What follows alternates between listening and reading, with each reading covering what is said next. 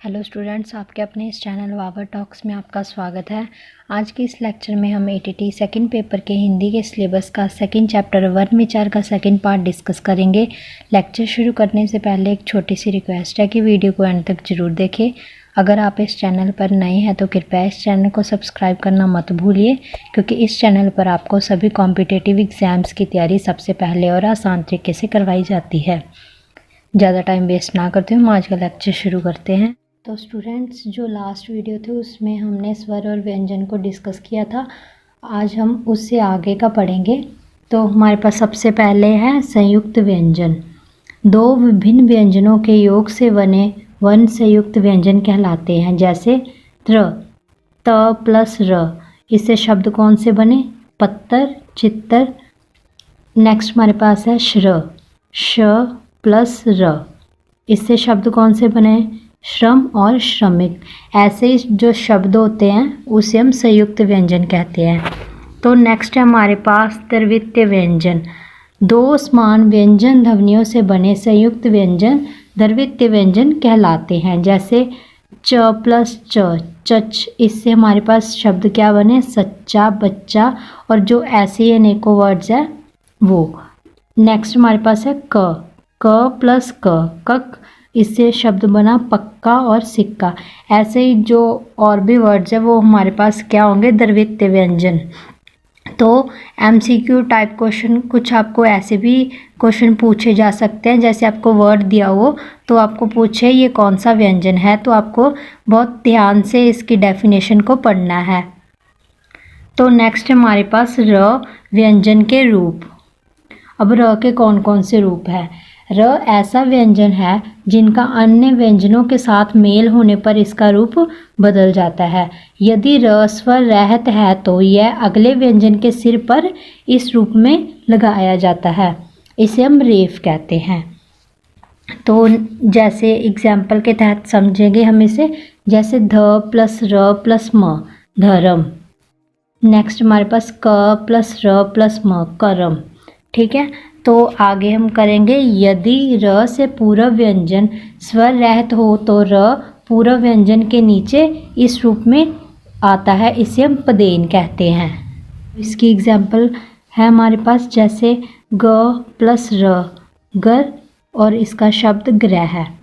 भ प्लस र, भर, भरम। तो नेक्स्ट हमारे पास है ट तथा ड के साथ र नीचे इस रूप में लगाया जाता है, इसे भी हम पदेन कहते हैं। जैसे ट प्लस र, ट्रक, ड प्लस र, डरम। तो हमारे पास आगत ध्वनियाँ। हिंदी भाषा में विदेशी भाषाओं के शब्दों के साथ आई ध्वनियों को आगत ध्वनियाँ कहते हैं। जैसे डॉक्टर, ऑफिस, कफन, खफा।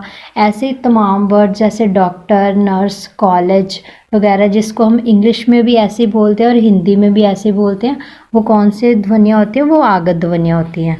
तो नेक्स्ट है हमारे पास अनुस्वार। इस ध्वनि का उच्चारण म या न के समान होता है। इस लिपि का चिन्ह ये है। इसका प्रयोग स्वरों और व्यंजनों के ऊपर बिंदी के रूप में किया जाता है। जैसे कंस, हंस, अंश इत्यादि। अगर हम इसके ऊपर बिंदी ना लगाएं तो ये क्या बनता? कस। तो ये हमारा वर्ड नहीं है, हमारा वर्ड है कंस। तो इसके क के ऊपर जो स्ट्रेस हम डाल रहे हैं वो अनुस्वार ही है। तो नेक्स्ट है हमारे पास विसर्ग। स्वर से परे जो दो बिंदियां लगाई जाती है, जिनका उच्चारण केवल संस्कृत से आए कुछ तत्सम शब्दों के लिए किया जाता है, उसे हम विसर्ग कहते हैं। जैसे अंत, प्रात्यय इत्यादि। तो नासिक, यह वर्णों का एक गुण है, इसे चंद्र बिंदु भी कहते हैं। इसका प्रयोग स्वरों और व्यंजनों के ऊपर किया जाता है।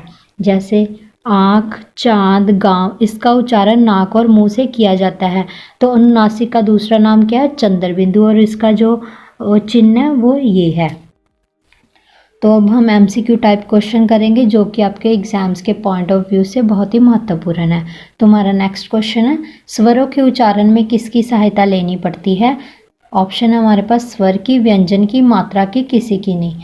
तो हमारा राइट ऑप्शन क्या है? ऑप्शन नंबर सेकंड, व्यंजन की। तो नेक्स्ट हमारा क्वेश्चन है, एक से अधिक व्यंजन जब जोड़कर बोले या लिखे जाते हैं वह कहलाते हैं। तो हमारे पास ऑप्शन है व्यंजन, स्वर, संयुक्त व्यंजन, इनमें से कोई नहीं। तो हमारा राइट ऑप्शन क्या है? संयुक्त व्यंजन। तो नेक्स्ट हमें कुछ चिन्ह दिए गए हैं और पूछा गया है ये किसका चिन्ह है, विसर्ग का चिन्ह कौन सा है। तो हमें चिन्ह याद होने चाहिए। तो हमारा राइट ऑप्शन क्या है? विसर्ग का चिन्ह 2 बिंदियां हैं। तो नेक्स्ट हमें चिन्ह दिया गया है, उसका हमें नाम बताना है। तो हमें पता होना चाहिए ये कौन सा चिन्ह है। ये चंद्र बिंदु, जिसे हम अनुनासिक भी बोलते हैं। तो नेक्स्ट हमारे पास क्वेश्चन है, विदेशी भाषाओं के शब्दों के साथ आई ध्वनियाँ कहलाती हैं। हमारे पास ऑप्शन है आगत, संयुक्त, ऊष्म और अनुनासिक। जो विदेशी भाषाओं के साथ आई ध्वनियाँ, जैसे हमने पीछे किया डॉक्टर, नर्स, कफन, वो किसके उदाहरण है? आगत ध्वनियों के, आपको पता होना चाहिए। तो नेक्स्ट हमारे पास है च वर्ग का उच्चारण स्थान क्या है। तो च वर्ग का उच्चारण स्थान हमारा ऑप्शन है कंठ, दंत, तालु और ओष्ठ।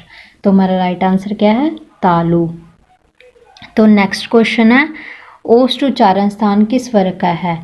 तो हमें पता होना चाहिए कि जो प वर्ग का उच्चारण स्थान है वो ओष्ठ है। तो हमारा नेक्स्ट क्वेश्चन है क्ष वर्ण किसके योग से बना है। तो स्टूडेंट्स आपको कुछ इसी तरह के क्वेश्चन भी पेपर में करने को मिलेंगे।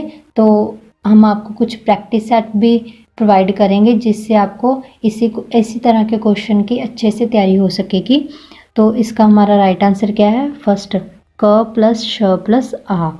तो नेक्स्ट क्वेश्चन है स्पर्श व्यंजनों की संख्या कितनी है। तो सॉरी स्टूडेंट्स, इसमें थोड़ी सी मिस्टेक हो गई। तो हमारी स्पर्श व्यंजनों की संख्या है 25, जो क से लेके म तक कवर होते हैं, वो सारे स्पर्श व्यंजन है। तो हमारा नेक्स्ट क्वेश्चन है ऊष्म और संयुक्त व्यंजन किसके प्रकार है। स्वर के, व्यंजन के, दोनों के, किसी के भी नहीं। तो हमारा राइट ऑप्शन क्या है? ऑप्शन नंबर सेकंड, व्यंजन के प्रकार है ऊष्म और संयुक्त। तो स्टूडेंट हमारा आज का लेक्चर यहीं ख़त्म होता है। आई होप कि आप सभी को आज का लेक्चर अच्छे से समझ आया होगा। अगर फिर भी किसी भी स्टूडेंट को किसी भी तरह की कोई भी दिक्कत होती है तो आप हमसे कंसल्ट कर सकते हैं। और जो भी स्टूडेंट्स व्हाट्सएप और टेलीग्राम ग्रुप में ज्वाइन नहीं हैं, ज्वाइन होना चाहते हैं, वो उसका लिंक आपको डिस्क्रिप्शन बॉक्स में मिल जाएगा। Thank you.